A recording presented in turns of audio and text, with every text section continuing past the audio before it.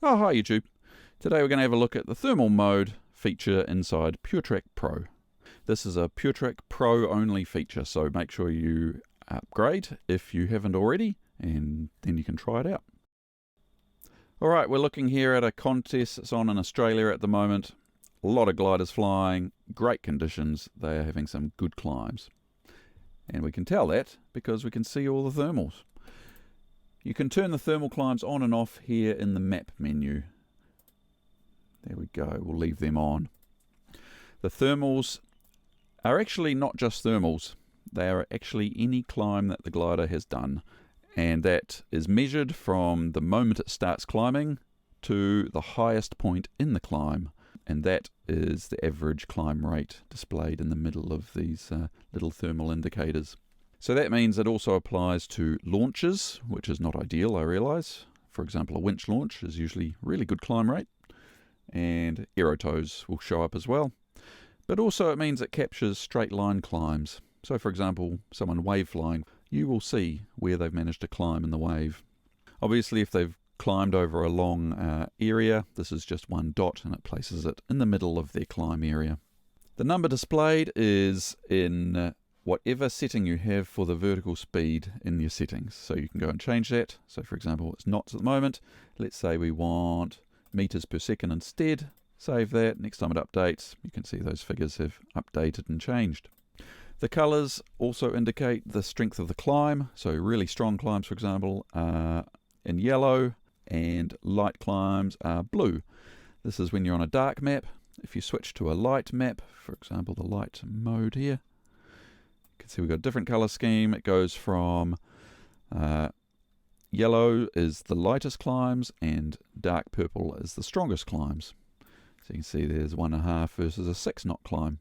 These also fade out, so you can tell how old they are and how long they've been sitting around for.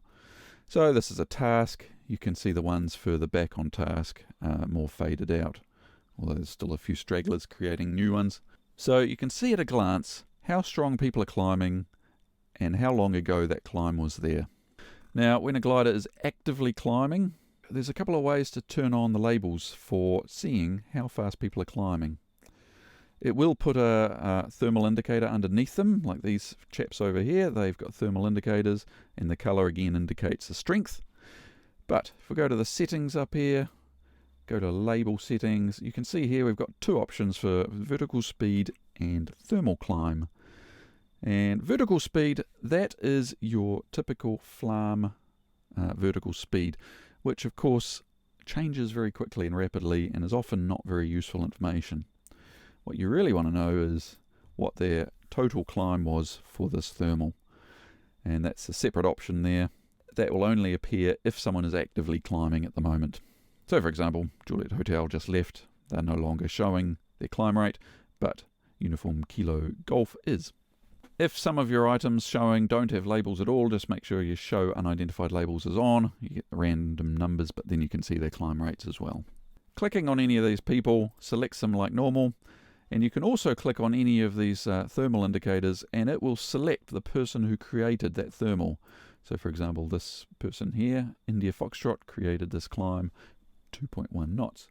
That one behind him, that was someone else. They managed to climb it 3.3 knots.